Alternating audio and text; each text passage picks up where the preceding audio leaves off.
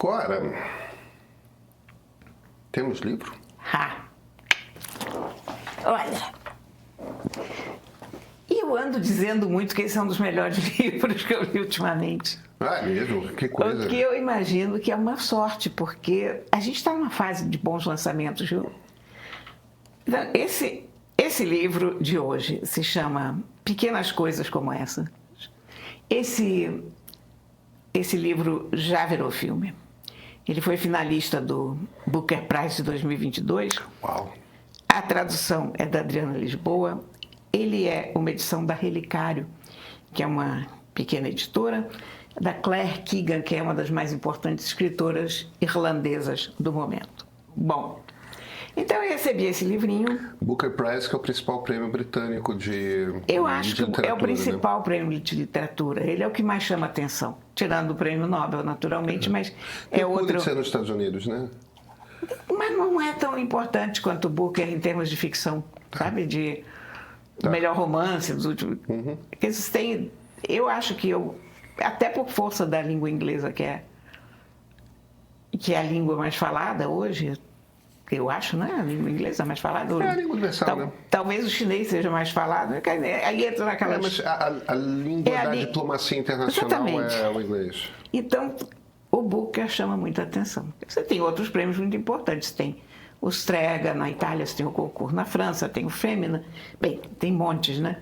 Mas o Booker chama muita atenção. Esse foi o livrinho mais fininho jamais finalistado pelo Booker. E o que é isso? Em 1985, na Irlanda, a história de um vendedor de carvão e coisas semelhantes, gás, madeira, lenha, esse tipo de coisa. Tem a mulher, tem as filhas. Ele é uma classe média pequena, mas razoavelmente próspera. Mas ele veio de muito baixo. A mãe dele ficou grávida com 16 anos, foi rejeitada pela família, como era típico naquela época, mas ele foi acolhido pela patroa da mãe, que era uma senhora protestante, ele é católico.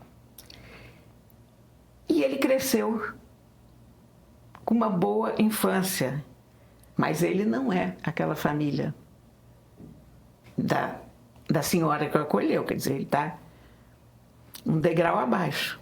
Ele não sabe quem é o pai dele. E toda aquela prosperidade dele, toda aquela estabilidade que ele alcançou, ela pode se desmontar muito rápido. Ele está sempre a um passo de que isso... A gente entende pelas preocupações dele. Ele é um homem constantemente preocupado. E não só com ele mesmo, mas ele é um cara que tem uma grande empatia por todo mundo. E aqui, curiosamente, ela faz um jogo inverso, porque quem é destituída de empatia é a mulher. Ele vê um menino que está com fome na rua, ele dá o dinheiro dele para o menino, e a mulher zanga. É um pouco o contrário do que você imagina em geral, a mulher com muita empatia e o homem sem, mas aqui ela faz esse caminho. Então, é essa história desse camarada. Mas é, sobretudo, a história de uma coisa horrível que aconteceu na Irlanda durante 200 anos. A igreja tinha umas lavanderias, que chamavam de lavanderias de Madalena, onde eles realmente prendiam meninas e mulheres pobres e exploravam e abusavam, porque elas não tinham para onde ir, porque havia aquele peso social contra as mães solteiras, contra as jovens órfãs. É uma coisa maravilhosa como ela escreve isso, porque não é o principal foco da história. Ele vai levar carvão para o convento. E ele percebe coisas estranhas. E ele tem aquela dúvida se ele vai fazer como o resto da cidade, que percebe e não faz nada, porque é assim mesmo, são as madres, afinal de contas, ou se ele vai tomar alguma atitude. Mas tudo isso é tocado muito de leve. Agora, o poder de concisão que essa autora tem é uma coisa extraordinária, sabe? Ela já foi comparada com Chekhov e eu acho que com razão, porque ela consegue um impacto muito grande numa frase, num parágrafo. Que interessante. Eu adoro Chekhov. Olha, tem muito sentimento, é muito delicado. Eu fiquei muito surpresa, porque eu nunca tinha lido nada dela. Eu já tinha ouvido falar desse livro, porque, claro, indicado ao Booker, aquela coisa, você já ouviu falar do livro, já fizeram um filme. Mas eu não tinha nenhuma ideia de como ela escrevia, qual era o barato dela. E é primoroso o livro, mas muito, muito bom. É daquelas coisas que você termina de ler e fica com a lembrança com você.